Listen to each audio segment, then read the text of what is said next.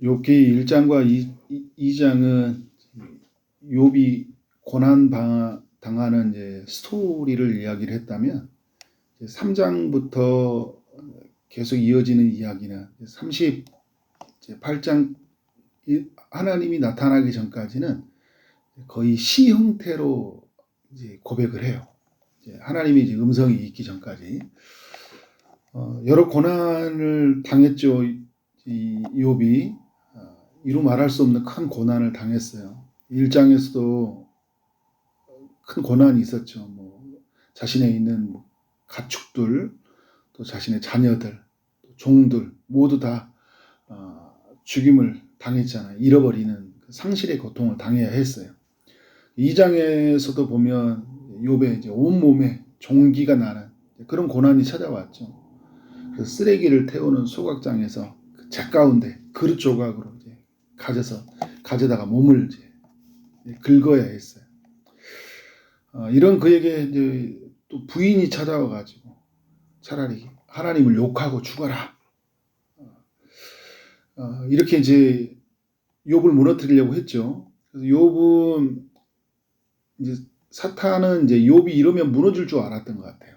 부인을 이제 통해서 격동을 시키고 또 몸을 이렇게 힘들게 하면 하나님을 저주하고 원망할 줄 알았는데 욥이 하나님을 원망하지 않고 또 아내의 말처럼 하나님을 욕하지 않아요.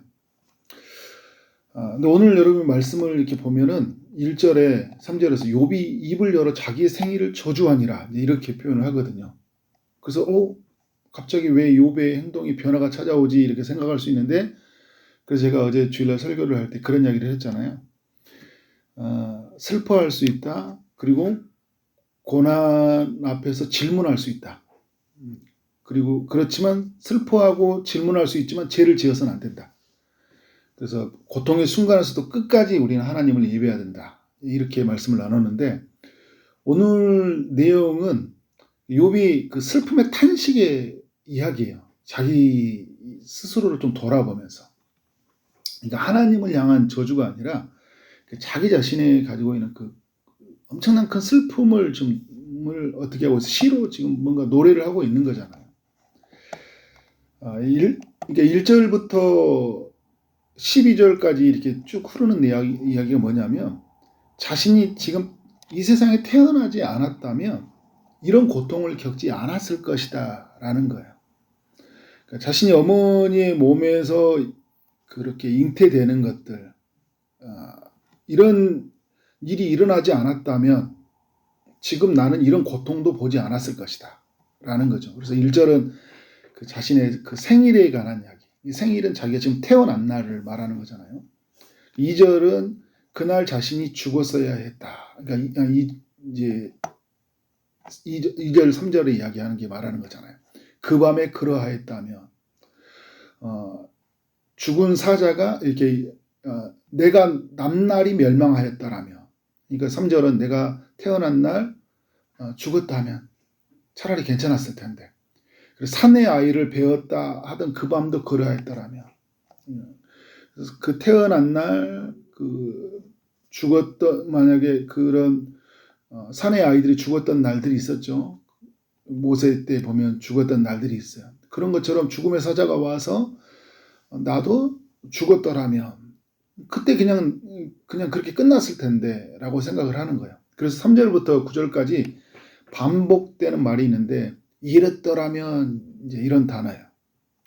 그러니까 나에게 뭐 이런 일이 일어나지 않았더라면 그러니까 내가 뱃속에서 잉태되지 않았다면 태어나지 않았더라면 나에게 이런 고통은 없었을 것이다. 그러니까 어머니가 해산하는 고통들 또 어머니의 젖을 빨았던 때가 내게 일어나지 않았다면 지금 나는 내 자녀의 그죠? 지금 7명의 아들, 3명의 딸들을 잃어버리고 또 모든 것을 잃어버리는 고통이 없었을 것이다 라는 거죠. 이렇게 가난하지도 않았을 것이고 이렇게 큰 상처도 받지 않았을 것이에요. 그러니까 어떻게 하는 거예요? 그런 일이 내게 일어나지 않았다라는 것들에 대해서 이제 자기의 어떤 슬픔을 좀 표현하고 있는 거예요. 우리도 여러분 이렇게 표현할 때가 있잖아요. 내가 왜 이 부모한테 태어나가지고 이렇게 가난하게 사는 걸까? 내가 이런 가정에서 태어나지 않았다면 내가 이런 상처를 겪지 않았을 건데, 이렇게 생각할 때가 있잖아요. 내가 이 사람을 만나지 않았다면, 배우자를 만나지 않았다면 나는 이렇게 고통을 겪지 않았을 텐데. 그러니까 상대적으로 다른 사람들하고 비교를 해보는 거예요. 부잣집에 태어난 사람들, 또 뭔가 화목한 집안에서 태어난 사람들, 또 뭐 이렇게 뭐 부자, 아주 상냥하고 좋은 배우자, 막 이런 사람들 만났을 때 어떻게 해요? 내게 이런 일이 일어나지 않았다면 나는 이런 고통이 없었을 것 같은데. 이게 지금 이 욥은 자신이 있는 슬픔을 지금 이렇게 토로하고 있는 거예요. 근데 이 욥의 이 이야기, 제가 어제도 이렇게 나눴던 것처럼 충분히 슬픔 속에서 나올 수 있는 이야기예요. 우리도 여러분 이런 이야기를 많이 하잖아요. 근데 이게 잘못되었다, 어쨌다 이런 것보다 지금 욥은 이 슬픔 가운데 지금 빠져 있다라는 거예요. 13절부터 19절의 내용을 보면 욥이 조금 더 한 단계 더 나아가요. 차라리 그냥 죽었으면 좋겠다 지금, 이제 이런 이야기를 하고 있는 거죠. 그래서 죽음의 장소를 갈망을 하는데 14절은 그 세상을 악하게 다스렸던 임금들과 모사들이 있는 곳이죠. 그 죽음의 장소, 이거를 지금 수월, 그러니까 지옥에 있는 사람들을 지금 언급을 하는 거예요. 그러니까 그렇게 언급을 하지만 욥은 뭐냐면 그냥 죽어 있는 사람들을 통째로 다 같이 언급을 하는 거예요. 15절에 금과 은의 집을 채운 고관들도 죽었다. 이제 부자들도 다 죽었죠. 16절에 어머니로부터 낙태가 되어서 아이도 죽었어요. 그러니까 부자도 죽었고 악한 사람도 죽었고 아이도 죽은 곳이거든요. 근데 17절에 그것은 어떤 것이냐? 죽음의 장사. 악한 자의 소요가 없고 피곤한 자가 쉼을 얻는 것이다. 어쨌든 죽음은 어때요? 이제 거기서는 더 이상 악한 자가 없다는 거죠. 그러니까 스바 사람, 갈대아 사람처럼 막 쳐들어와가지고 죽이는 이런 사람도 없는 거예요. 조용한 곳이에요. 차라리 그곳에 있으면 좋겠다라는 거예요. 그러니까 18절에 뭐예요? 다 함께 평안히 거하는 곳. 다 함께 평안히 있어서 감독자의 호통치는 소리도 듣지 아니하는 곳. 누구도 나한테 간섭하지 않고 그런 좀 힘들게 하지 않은 그곳에서 쉬고 싶다는 거예요. 19절에 보니까 작은 자와 큰 자가 함께 있고 종과 상전이 있는 곳. 그곳에서 지금 있고 싶다. 그러니까 지금 너무 힘드니까 어디에 가고 싶은 거예요? 죽고 싶은 거잖아요. 그러니까 우리가 여러분 힘들면 사람들이 막 죽고 싶다 할 때 내가 죽는 거는 여러분 안 되는 거예요. 근데 죽고 싶다라는 말을 우리가 할 수 있잖아요. 그래서 어떤 이제 우리가 이야기할 때 이제 언어 학자들이 말하면 뭐 죽는다, 어쩐다 이렇게 부정적인 말을 하지 말라고 이야기하잖아요. 그게 우리에게 뭐 뇌와 삶에 영향이 미친다고 하는데, 근데 욥과 같이 힘든 사람들을 겪은 사람들은요 그렇게 말을 하는 게 별로 위로가 안 될 때가 있어요. 다 지금 아무것도 없잖아요. 다 사라졌거든요. 근데 너무 힘든 건 뭐냐면 왜 하나님이 고난을 주셨는지 잘 이해가 안 되는 거예요. 내가 가장 사랑하고 경외하는 하나님이 뭐 음성도 안 들리고, 여러분 지금 같으면 그런 거예요. 예배를 드리는데 그 다음부터 이제 장례식을 치르고 다 모든 걸 마치고 이렇게 앉아 있는데 아무 소리도 안 들리는 거예요. 말씀을 봐도 아무 소리가 안 들려요. 무슨 뜻인지도 잘 모르겠는 거예요. 근데 막 슬픔이 밀려 집에 가는데 아무도 없는 거잖아요. 자녀들도 아무 소리도 들리지 않고, 아내는 막 죽으라 하고, 그죠? 욕하고 차라리 죽으라 하고, 몸은 간지럽고 죽겠고 막 이렇게 했잖아요. 차라리 죽은 게 죽음의 장소가 있는 게 낫겠다. 이런 말을 하는 거예요. 네, 여러분, 그러니까 슬퍼하는 건 제가 아니에요. 슬퍼하는 건 제가 아니에요. 그러니까 이런 사람이 있을 때 우리가 왜 슬퍼하냐고, 왜 죽으려고만 하냐, 사는 게 어떻게 살아나, 이제 우리가 이런 말이 이루가 안 되는 거죠. 그러니까 그런 때 사람들한테 어떻게 된 거예요? 함께 울어주고 잘 이겨내도록 우리가 옆에서 기도해 주는 게 중요해요. 근데 여러분 죽으라는 이야기는 아니에요. 오늘 성경에서 이 욥이 말한 것은 진짜 죽으라는 이야기가 아니에요. 지금 죽고 싶을 만큼 힘들다는 거예요. 그러니까 우리가 여러분 이제 욥이 되기도 하지만 오늘 이제 성경에서 보면 욥의 세 친구들이 나오잖아요. 우리 욥의 친구들이 되기도 해요. 지금 옆에가 누가 지금 보고 있냐면 욥의 세 친구들이 지금 이 욥을 보고 있거든요. 보고 있어요. 근데 욥이 그렇게 힘들어하거든요. 근데 그때 죽을 만큼 힘들어하는 사람이 있다. 그래서 가정 형성에 그랬더라면 하면서 자꾸 과거를 되돌이키면서 내가 그때 그런 일만 하지 않았다면, 그런 사람도 있어요 없어요? 있잖아요. 내가 그때 그 장소에 가지만 않았다면 이런 일이 생기지 않았을 텐데, 내가 그때 그 사람 만나지 않았어야 돼. 그때 그냥 집에 있어야 됐다. 그때 그 자녀들 맏아들에서 잔치하려고 내가 막았어야 됐다. 아마 이렇게 얼마나 많은 생각이 들었을 거야. 그냥 아니면 이것도 저것도 내가 태어나지만 않았다면 이런 일을 겪지 않았을 텐데. 이제 이런 어떤 슬픔을 토로할 수 있어요. 그래서 제가 어제 또 나눴던 것처럼 질문할 수 있다고 보는데요. 다른 이야기를 나눴잖아요. 오늘 이제 20절에서 이제 질문을 하는 거예요. 어찌하여 고난을 당하는 자에게 빛을 주셨으며 마음이 아픈 자에게 생명을 주셨는고라고 이렇게 이야기를 하는 거예요. 그러니까 이게 무슨 말이냐면, 나는 지금 고난을 당해서 너무 힘들고 너무 지금 마음이 아픈데 하나님이 지금 자기를 살려두고 있다는 거예요. 그러니까 사탄이 욥을 시험하려고 할 때 하나님 뭐라고 하냐면 욥의 생명은 건들지 마라고 그랬거든요. 그러니까 욥은 이런 거예요. 아니 다 지금 고난을 받아가지고 다 사라지면 나도 죽여주라는 거야 차라리. 자기는 스스로는 생명을 못 건지잖아요. 하나님이 그냥 이렇게 큰 바람 불어서 나도 무너져가지고 죽으면 되잖아요.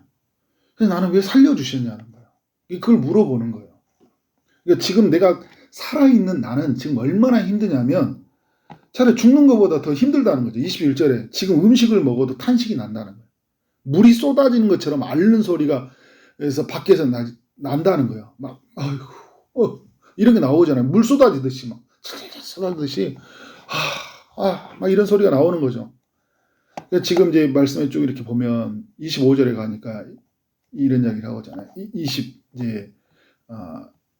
2절 4절에서도 24절에 그렇고 25절에 보면 내가 두려워한다. 무서워하는 것이 내 몸에 있었다. 그 두려움과 무서움들이 내 몸에 다 휘감는 거예요. 그러니까 26절에 어떤 상태가 되는 겁니까? 나에게는 평온도 없고 안일도 없고 휴식도 없고 다만 불안감만 있구나. 잠을 자도 자는 것 같지 않은 거예요. 쉬는 것 같아 쉬는 것 같지 않은 거예요. 휴식이 나에게 없어졌어요. 지금 이런 상태라는 거예요. 욥은 지금 이런 모든 자신 안에 있는 감정을 어떻게 하고 있어요?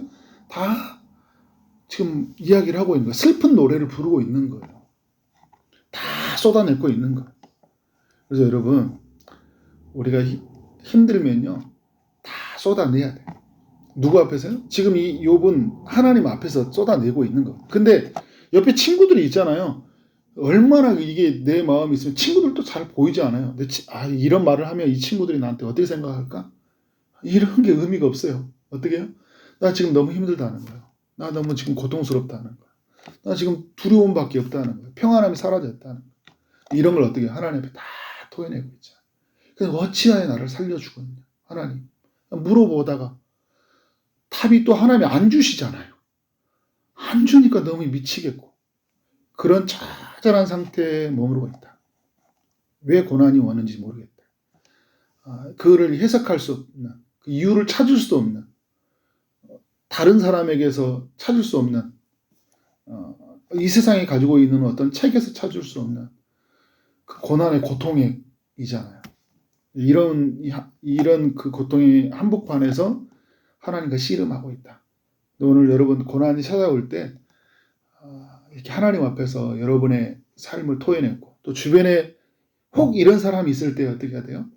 그를 기도해주고 또 내일 말씀을 살펴볼 거예요. 이제 끼어듭니다. 내일부터 이제 끼어들어요. 엘리바스라는 사람부터 딱 끼어들면서 이제부터 욥의 이런 행동, 오늘 했던 행동마저도 이제 굉장히 정죄를 해요. 네가 이렇게 행동하면 안 된다 하면서 우리가 이렇게 끼어드는 사람들이 아니라 고난 가운데 있는 사람들을 위로하고 기도해주고 나아가 우리의 삶 되어지기를 주님 이름으로 축원합니다. 기도하도록 하겠습니다. 하나님 아버지, 우리의 삶 안에 주님이 찾아오셔서 일하심으로 말미암아 하나님의 살아계심이 무엇인지를 순간순간마다 드러내주셔서 감사합니다. 그러나 하나님, 우리의 삶에 이해되지 못하는 고난이 찾아왔을 때 우리가 너무나 큰 슬픔에 빠지고 좌절할 때가 있음을 고백합니다. 왜 하나님이 이런 고통을 주시고 이런 고난을 허락하시는지 이유를 알지 못하고 또 그 고난의 크기가 너무 커서 좌절하고 큰 슬픔에 빠질 때가 있었음을 우리가 보게 됩니다. 또 우리 주변에 이런 사람들이 있다는 것을 우리가 볼 때가 있습니다. 하나님, 고난 앞에서 우리가 하나님 앞에 나가게 하시고 하나님과 씨름하게 하여 주시고 또 고난 가운데 있는 사람들을 바라볼 때 그들을 위로하고 그들을 위해서 기도하는 우리의 삶이 될 수 있도록 역사하여 주옵소서. 하나님, 고난 가운데 있는 성도들을 도우시고 예수 그리스도가 우리 가운데 함께 하신다는 사실을 늘 믿음으로 함께 고백하며 나가도록 인도하여 주옵소서.